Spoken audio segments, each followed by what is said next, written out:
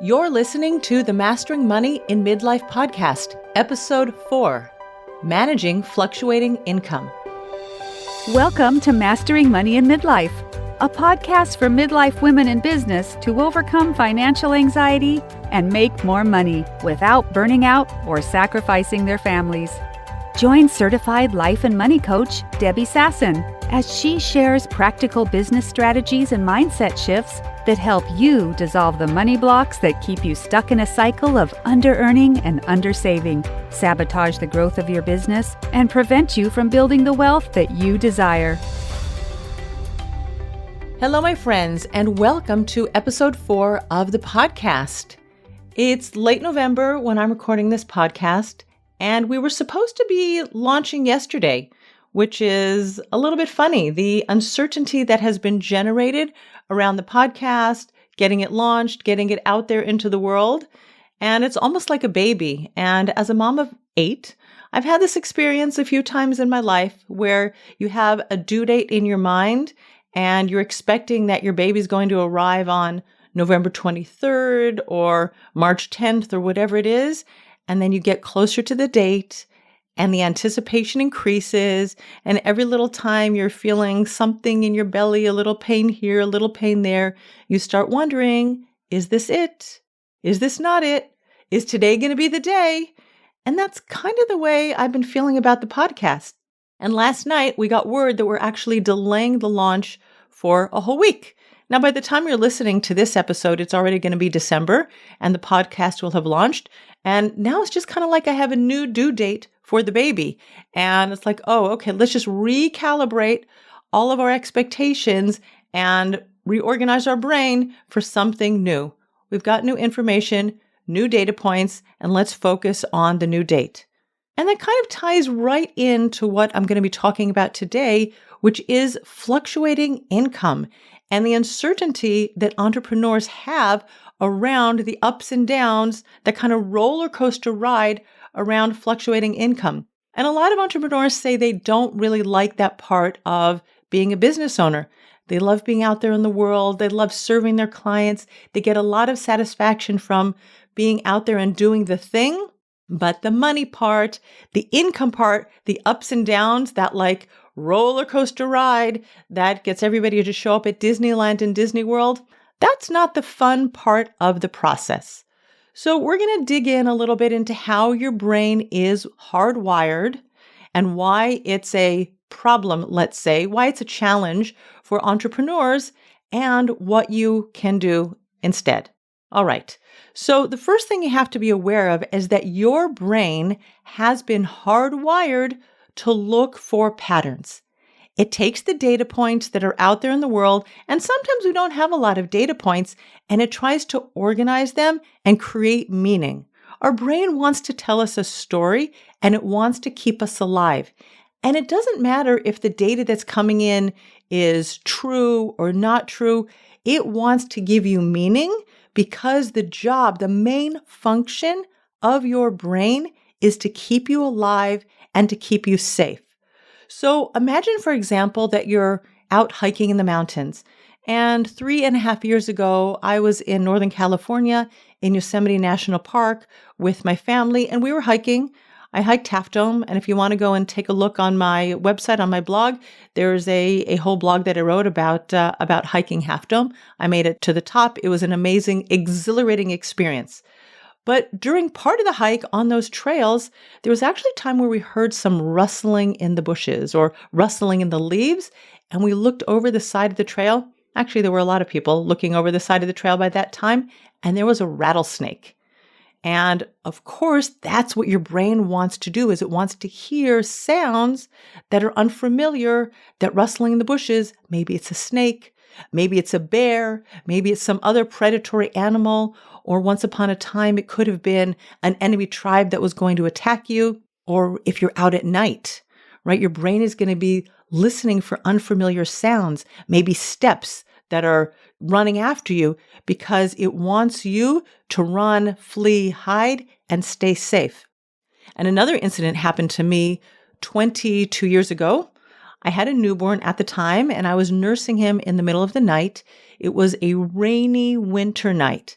And we were living in a new neighborhood at that time. There was a lot of building going on, and it wasn't uncommon in the wind to hear the scaffolding around the buildings, that metal scaffolding, rattling in the wind.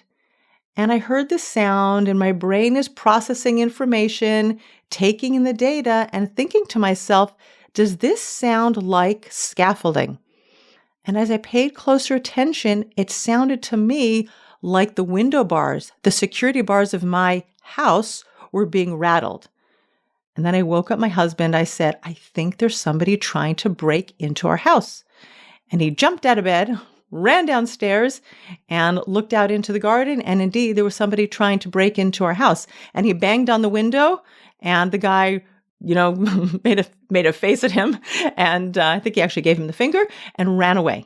And interestingly, that probably the same thief, the same robber, had actually gone to one of the neighbors down the street, had got into their house on this rainy, windy night when their brains weren't processing information as dangerous. And he managed to load up their car with a bunch of stuff. I think the computer, I don't know, maybe some cell phones, other things, but he couldn't get the car started. So he ran away, leaving all of the things from their house in the car. Okay, so just be aware that if you have something going on in your business, your brain is trying to create meaning from it. And if you don't have steady, repeatable, predictable income, your brain is thinking, oh no, no food, we're going to die. So that's the first thing to notice.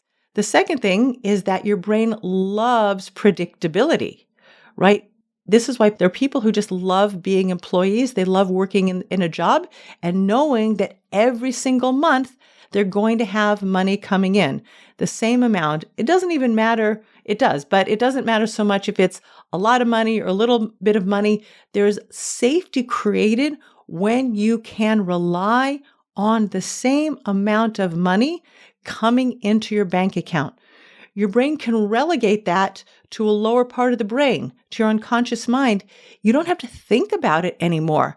Now your brain can get back to doing other things that it wants to do, like keeping you well fed, well hydrated, keeping your body temperature even, making sure that you are staying safe in other ways. So when your income drops and all of a sudden it's unpredictable, again, your brain is going to start creating meaning out of that. And it's going to be, oh no, what's going wrong here? It's really going to think that something is happening that shouldn't be happening. And if we think about this as a parent, let's say, like if you want to create safety for your children, and since I have a lot of them, I love talking about my kids, right? Morning routines and bedtime routines create a lot of safety for our children. They know what's going to happen next. They know 6 or 6:30 is dinner time, and then they're going to brush their teeth. There's going to be maybe a story. Mommy, daddy's going to read them a story. Of course, they're going to ask for a drink of water because kids always want a drink of water before they go to bed. And then with our kids, we say a little prayer with them before they go to sleep, Shema Yisrael, sing a song. There were times when I would lay down in bed next to my kids to also help them create that safety. But regular nighttime routines and regular morning routines help us know what to expect so we don't have to think about a lot of other stuff going on. There's especially in the evening, we've had so much going on during our day, so many stimuli, so much data coming into our minds that our brains are just exhausted. And if we can go to sleep without having to think what to do next, it makes it so much calmer and so much easier. And of course, everybody likes vacation when we're out of routine. But let's be honest, when we get back to the day-to-day, get up in the morning, go to work, go to school, go to bed, eating food, going to exercise, whatever we're doing in a regular pattern, we breathe a sigh of relief because it's familiar, it's safe, we know what to do. Third thing about how your brain is wired is that it's been familiarized with cause and effect. And this starts when you are a baby, fresh out of your mommy's womb, right? Baby cries, baby's feeling uncomfortable for some reason, and mommy comes and picks up the baby, cuddles the baby, burps the baby, nurses the baby, feeds, diapers, right? The baby obviously can't express what's uncomfortable, what's bothering him or her. So the mommy does whatever she can in order to comfort the baby. And the baby learns something's not going well, cry, and somebody's going to come and take care of me. And then as the baby grows up and gets older, maybe now you have a toddler, she's learning to crawl or she's learning to walk. And when that baby has that growth spurt and does the next thing, then everybody claps and cheers. And again, there's cause and effect, right? And then the baby goes to school and she learns her ABCs or she learns her times tables. And now that young child is learning, oh, if I study hard, I do well. Mommy and daddy are happy. Maybe the teacher gives me a gold star on my forehead. I get 100% on my test and everybody loves me. There's a happy face on my test, right? We make a connection between what we're doing, which is the studying and the learning and the reward that we get on the other side, which is the grade or the star or the cheers, whatever it is. And then you go out into the world and you go to work. And if you're an employee, you learn that you work and you get paid. You put in effort and you get paid. You put in more effort and maybe you'll get a bonus or you're going to get a promotion. And we just have these expectations going on in our mind that we do the thing and something is going to come back at us almost immediately, right? Maybe you get paid once a month at the end of the month, but there's this almost instant expectation of doing something now and achieving the reward very, very soon thereafter. And let's just throw in that we're in an industrialized high-tech world that has created this bias toward instant gratification, and we want to see the rewards now even more quickly. Now, what happens when you're a business owner or an entrepreneur and your income fluctuates? Well, first of all, it's not predictable. And that already sets off this lack of safety in your mind. And not only that, your brain can't relegate income to the lower part of your brain. Now it has to exert effort focusing on the data points. So that's already the first thing that's exhausting is your brain is working harder than it would be if you were an employee. And then it takes the data that it has and it's going to start searching for a pattern. It wants to create meaning from the information. And this is where you as an entrepreneur get onto that emotional roller coaster. Because if you have an amazing blockbuster month and you go from, let's say, $5,000 of income in one month to $10,000 or $20,000 the next month, your brain is excited, thrilled, celebrating. You're on a high. You might even go on a spending spree, right? We can talk about that another time. But there's this elation that something is going well and something is amazing in your business. Now, what happens when it goes the other way? You've had a great month. Maybe you've had a few great months, $10,000, $11,000, $12,000 in your business. And then all of a sudden, things start going the other way. Now you've got a $5,000 month, a $2,000 month, a $4,000 month. Your brain takes that information and it's like, oh no, I'm doomed. I don't know what went wrong. Something's happening. This shouldn't be happening here. Why is this still happening to me? I've been in my business for so long. And let's remember that your brain's most important function is not to think on purpose about the information that's coming in. Its main purpose is to keep you alive. And when your brain sees this downward trend in income, it starts worrying that it's not going to have food or water, or it's going to be able to keep you out of danger. And it starts getting stressed out and worried and maybe frustrated. And all of a sudden that elation that you might have felt in the previous month when you had a great income, all of a sudden you start getting scared and shrinking and wondering what's happening. So here are 6 things that you can do as an entrepreneur to help you create safety on purpose, because you need that feeling of safety and security in order to go out into the world and do the thing that you do and serve the clients the way you love to serve your clients. The first thing is to take a deep breath. Drop into your body, breathe deeply and breathe on purpose and notice what's going on. I also am a practitioner of EFT, emotional freedom technique, and one thing that I love to do is to tap under my collarbone, just gently with a few fingers, maybe even your whole hand, just lightly tap under your collarbone. And that also creates a feeling of safety. It releases any negative emotion or energy or stress that's in your body. And even if you're not into like body center practices or yoga or meditation or getting down on the mat and doing those kinds of things, we want to really stop and create a pause so that we can focus intentionally on what's happening and send a message back to our brain that everything is okay. We're still alive. We're still breathing. There's still food in our refrigerator and we're going to be okay. Number 2, you want to look intentionally for patterns because your brain has probably created meaning from just a few data points. So zoom out. And what does your income look like if you look for the last year? Or you look at the data points for the last 2 years or 3 years, depending on how long you've been in business. Is there a seasonal pattern to your income? Is this a one-off? This is just 1 month where it's a blip on the scale, and when you keep going in your business, it won't be noticeable, right? I remember a year and a half ago, I was working with a coach, and it was right after the Jewish holiday of Passover, Pesach. And I was feeling really low because I'd had a drop in my income. And I came to our coaching session and I explained it. And she was like, wait a minute, let's zoom out and look at the patterns of what's really going on in your business.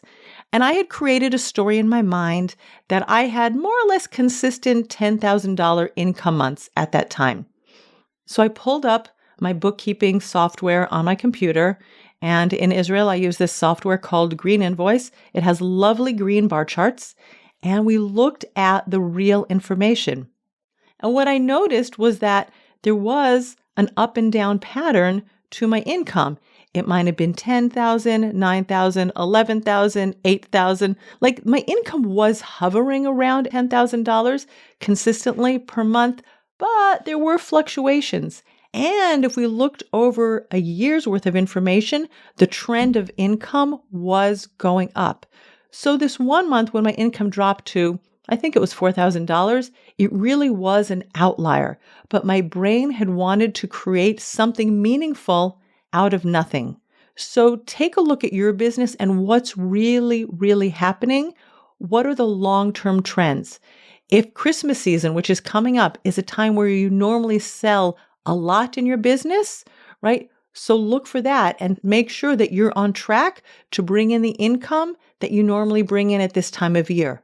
If summertime is the time when most of your clients are on holiday, let's say you're a therapist or you do other one-on-one work with people and they go away on holiday during the summer and you always notice that you have a drop in income during that time.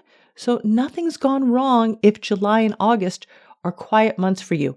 But make sure you're not making a big deal out of a few data points that are really meaningless in the long-term picture. The third thing is that your brain is always going to look for what's not working in your business. We have a negativity bias because, again, our brain wants to keep us safe. So it's going to take all the data points of things that aren't going well and create a story for you. What you can do is intentionally look at all of the things that are working in your business. Look at the number of people who are paying you. Look at the conversations, the sales conversations that you are having. Notice the positive feedback that you're receiving from your emails and from your social media posts. If you've been doing Facebook Lives or Instagram Reels and people have been commenting on your social media, pay attention to what is working in your business. Every business should have its KPIs, your key performance indicators. Now, for some businesses, that's going to be the number of people who land on their website and click through to a blog, to an ad, to a buy now button. And depending on where you are in your business, Your KPIs might be the number of sales conversations that you're having, the number of people who say yes, your conversion ratio, the number of people on your email list. Figure out for your business what is the data that you should be focusing on. The main things. You don't have to focus on everything, but know for this stage of your business what you should be focusing on and notice what's going well and what is working. Number 4, if your brain tells you that you should be doing it differently already, this should be working, you should not be experiencing fluctuating income because you've been in your business for so many years, your brain is lying to you. Just notice that, because the reality of the situation is that you are experiencing fluctuating income. And so if this is what's happening in real life, it should be happening. So tell your brain to just calm down a little bit. This is what's happening. And let's take a look a little bit more closely about why you're getting that message. So it could be for one of 2 reasons. Number 1, your brain could be shaming you. It's like that voice of your teacher or maybe your parent in your head. You should be doing this differently already. Like you're old enough that you should know by now, right? And as a mommy, I'll tell you that when we shame our kids and we tell them they should be doing something that they're not doing, it never works. They're going to go into the corner and start crying because we made them feel bad. And they'll probably just get really angry and want to fight back at us. And so when we're shooting our kids, or if teachers are shooting their students, or if we're shooting ourselves, we're shaming ourselves and telling us that something's wrong, and that never works. It just makes you shut down. The second thing that could be happening is if you're thinking that this shouldn't be happening, there might be a tinge of entitlement in your thinking process. Like at a certain point in your business, you should have arrived already. Like this shouldn't be happening to people like you. And it's sort of like putting your foot down and saying that something outside of you, something external is wrong, and you're entitled for things to be different. Might be even a little tinge of indignation in your voice or in your mind when you're thinking like that. And again, when you're feeling entitled or indignant, it shuts out the possibility of looking at the external world, looking at the data with an open mind and trying to create your own meaning out of the data rather than your brain doing something on purpose. Number 5, if fluctuating income is part of the pattern in your business at this stage, create a contingency fund. Open up an emergency fund or an emergency account, and this should be for both your household budget and your business budget. If you are regularly sending money from your business into your personal bank account, make sure that there's also a safety net in your personal bank account for those times when your business income drops.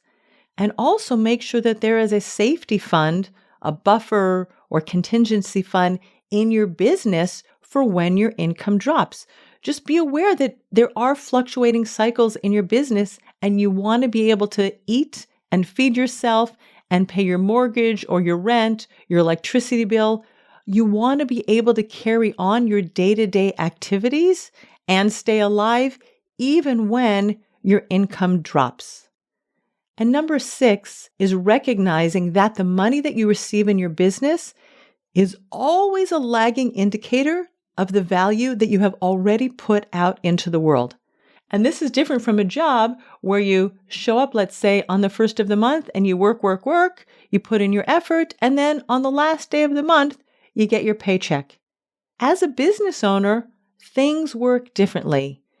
You write the blogs, you run a workshop, you give a webinar, you give value on social media, you launch a podcast, you do YouTube videos, Instagram reels, whatever it is, you put your value into the world over and over and over again.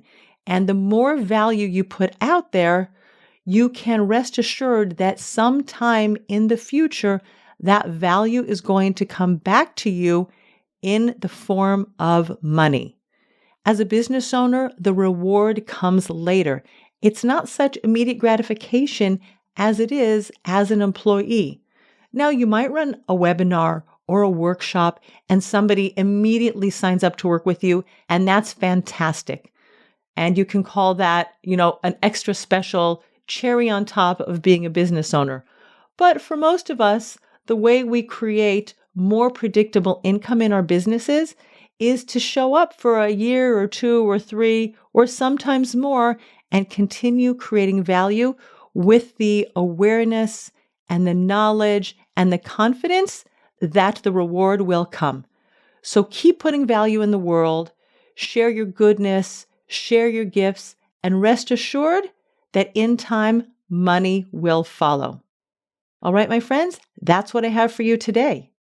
And to celebrate the launch of my show, I'm going to be giving away 5 popular business and money books, including my book, The 1K Investor, Simple, Smart Steps to Start Investing with $1,000 or Less.